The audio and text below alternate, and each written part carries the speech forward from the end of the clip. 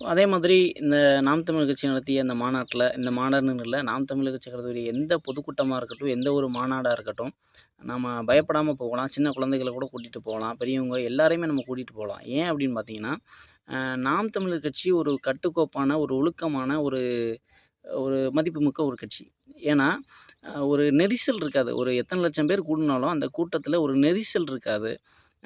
மக்களுக்கு தேவையான அனைத்து அத்தியாவசிய தேவைகளுமே அங்கே இருக்கும். ஒரு கழிவறையா இருக்கட்டும், ஒரு குடிக்கக்கூடிய குடிநீரா இருக்கட்டும், கண்டிப்பா எல்லாமே அந்த இடத்துல இருக்கும். மக்கள் தேவைப்படுற நேரத்தில வாங்கிக் கொள்ளக்கூடிய அளவுக்கு இருக்கும். அதே மாதிரி நாம் தமிழர் கட்சி ஒரு கூட்டம் நடத்தி முடிஞ்சிருச்சு அப்படின்னா, அங்கே ஒரு பிளாஸ்டிக் இருக்காது. மறுநாள் அந்த கூட்டம் நடந்ததுக்கான ஒரு தடயமே இருக்காது. இது வந்து சும்மா ஒரு பேச்சுக்காகவோ, ஒரு பதிவுக்காகவோ சொல்லல.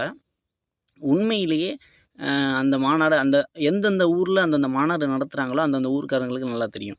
ஏன் அப்டின்னா, அந்த ஒரு கூட்டம் நடந்து முடிஞ்சு மறுநாள் அந்த தடயமே இருக்காது. கீழ ஒரு குப்பை இருக்காது.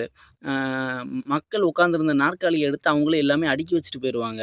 அதனால அ காவல்துறைக்குமே பெரிய சிரமம் இருக்காது. நாம் தமிழர் கட்சி நடத்தக்கூடிய கூட்டத்தில மட்டும் அ காவல்துறைக்கு எந்த ஒரு சிரமமும் இருக்காது.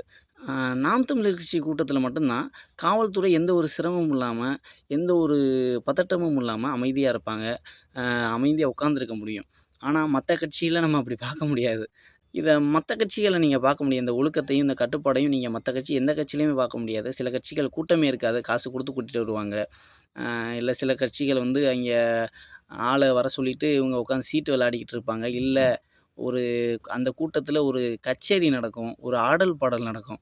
ஆனா நாம் தமிழர் கட்சியில அப்படி கிடையாது. நாம் தமிழர் கட்சியில ஒரு பறை இசை இருக்கும். அ கலாச்சாரம் உள்ள ஒரு செயல்பாடுகள் தான் இருக்கும்.